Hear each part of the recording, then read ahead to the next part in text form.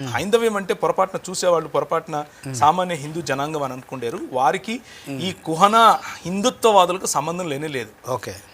హైందవులు ఈ రోజుకు మా బంధువులు ఉన్నారు, వాళ్ళతో పెళ్లిళ్ళు అవుతాయి, వాళ్ళ పేరెంటాలకు వెళ్తాం, వాళ్ళు మా ఇళ్ళకి వస్తారు, ప్రార్థనలకు వస్తారు, సహేతుకంగా మాట్లాడుకుంటాం, ఒకరినొకరం అభినందించుకుంటాం. వారి పండుగలకు నేను అభినందిస్తాను, మా పండుగలకు వాళ్ళు అభినందిస్తారు. వాళ్ళతో ఇబ్బంది లేనే లేదు.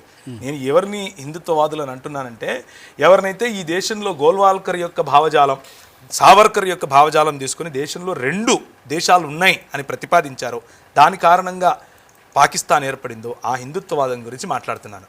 ఏ హిందుత్వవాదం కారణంగా అయితే ఆఫ్ఘనిస్తాన్ మన నుంచి విడిపోయిందో వారి గురించి మాట్లాడుతున్నాను.